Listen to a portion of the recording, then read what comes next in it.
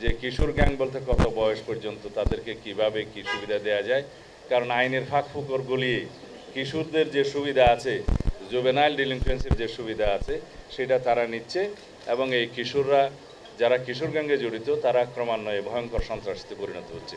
সুতরাং এখানে আইনি সংস্কার দরকার আছে। এটা অনেক লম্বা আলাপ, এগুলো আপনারা দেখতে পাবেন। আমরা আইনের শাসন প্রতিষ্ঠা করব ইনশাআল্লাহ জনগণকে সাথে নিয়ে। দুর্বৃত্তায়নের রাজনীতি অথবা রাজনীতির দুর্বৃত্তায়ন যাই বলি, তার মধ্য দিয়ে রাষ্ট্রের মধ্যে দুর্বৃত্তের রাষ্ট্র গঠিত হয়েছিল। সেটার একটা নমুনা হচ্ছে এই জঙ্গল সলিমপুর। আমরা দায়িত্ব গ্রহণের পর 1 মাসের মধ্যেই চট্টগ্রামে কিছু সন্ত্রাসী কার্যক্রম লক্ষ্য করেছিলাম। কিছু ব্যবসায়ীর বাসভবনে গিয়ে অত্যাধুনিক অস্ত্রসজ্জিত হয়ে গুলিগালাজ করার পরে, তাদেরকে হুমকি ধমকি দেওয়ার পরে চাঁদা আদায়ের জন্য আমরা বিষয়টা খুব গুরুত্ব সহকারে নেই। তখনই আমরা সিদ্ধান্ত নিয়েছিলাম তাদের অভয়ারণ্য আগে নষ্ট করতে হবে। তার অংশ হিসেবে মার্চ মাসের 9 তারিখ মনে হয় আমরা এখানে একটা যৌথ অভিযান পরিচালনা করি। এখানে আমাদের পুলিশ, র্যাব, বিজিবি, সেনাবাহিনীর সমর্থন নিয়ে আমরা একটা ব্যাপক তল্লাশি অভিযান চালাই। কিছু অস্ত্র উদ্ধার হয়েছে এবং কিছু সন্ত্রাসী আটক হয়েছিল। তবে আমাদের লক্ষ্যমাত্রা অনুযায়ী আমরা সেটা করতে পারিনি, কারণ কোনো না কোনো কারণে হয়তো এই তথ্যগুলো ফাঁস হয়ে যাওয়ার কারণে তারা আগে থেকে সাবধান হয়ে গিয়েছিল বলে আমার মনে হয়। যাই হোক, এখানে যে সিসিটিভি ক্যামেরা বসিয়ে বিভিন্ন পাহারাদার বসিয়ে যেভাবে এলাকাগুলো তারা নিয়ন্ত্রণে রেখেছিল সেগুলো ভেঙে দেওয়া হয়েছে। কিন্তু আমরা অবাক হয়ে গেলাম যে রাষ্ট্রের বিরুদ্ধে চ্যালেঞ্জ ঘোষণা করার মতো সন্ত্রাসীদের দুঃসাহস কিভাবে হলো। তারা এই রাস্তা কেটে ভেকু নিয়ে এসে, বুলডোজার নিয়ে এসে র্যাবের আন্ডার কনস্ট্রাকশন ক্যাম্প ভেঙে দেওয়ার সাহসটা থেকে পায়। তাদের সাথে কারা জড়িত, এই জায়গার জমি দখলের সাথে কারা জড়িত, এগুলো আমরা এখন ফাইন্ড আউট করেছি।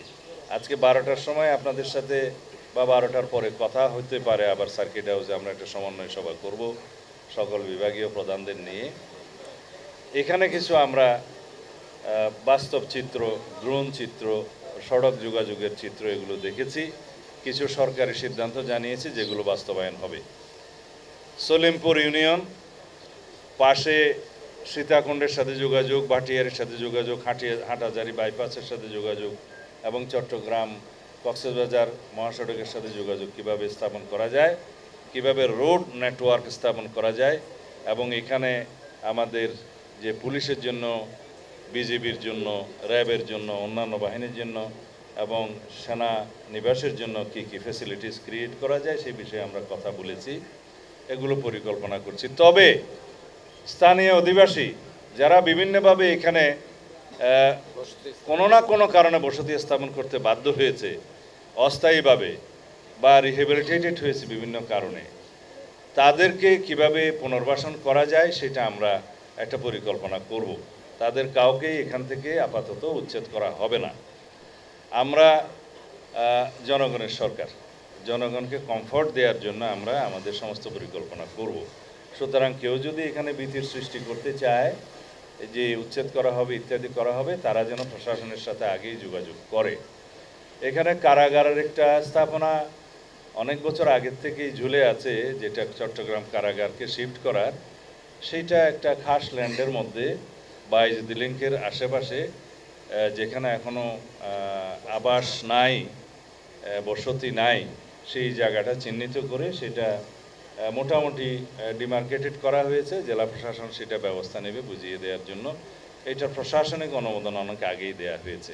আপাতত এইটুকু আমরা আপনাদের সবার সহযোগিতা চাই।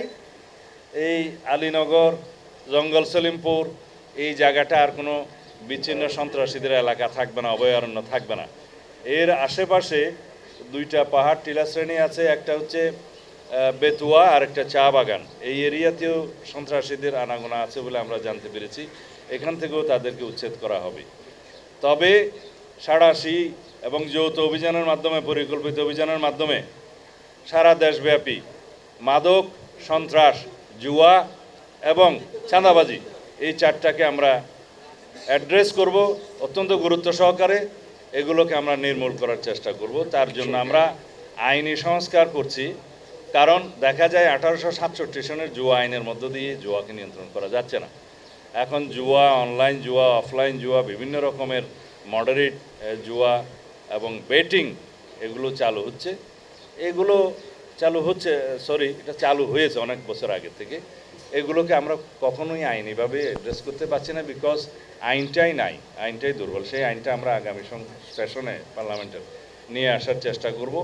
তাহলে আইনি কাঠামোগতভাবে এগুলোকে আমরা অ্যাড্রেস করব। একই সাথে মাদক নিয়ন্ত্রণ আইনে আমরা যাতে স্পেশাল ট্রাইব্যুনাল স্থাপন করতে পারি সেই সংশোধনীটাও আনবো। এখানে হাজার হাজার মাদকের মামলা আছে যেগুলো পেন্ডিং হয়ে আছে বছরের পর বছর, সেগুলো নিষ্পত্তি হবে। এইভাবে আমরা আমাদের দেশকে বাঁচাতে পারি, যুব সমাজকে বাঁচাতে পারি। আর কিশোর গ্যাংয়ের যে উৎপাত হয়েছে সেটার জন্য আমরা কিছুটা আইনি সংস্কার আনতে হবে, যে কিশোর গ্যাং বলতে কত বয়স পর্যন্ত তাদেরকে কিভাবে কি সুবিধা দেওয়া যায়। কারণ আইনের ফাঁক ফোকর গলিয়ে কিশোরদের যে সুবিধা আছে, জুভেনাইল ডিলিনকুয়েন্সির যে সুবিধা আছে সেটা তারা নিচ্ছে, এবং এই কিশোররা যারা কিশোর গ্যাংয়ে জড়িত তারা ক্রমান্বয়ে ভয়ঙ্কর সন্ত্রাসীতে পরিণত হচ্ছে। সুতরাং এখানে আইনি সংস্কার দরকার আছে। এটা অনেক লম্বা আলাপ, এগুলো আপনারা দেখতে পাবেন। আমরা আইনের শাসন প্রতিষ্ঠা করব ইনশাআল্লাহ, জনগণকে সাথে নিয়ে।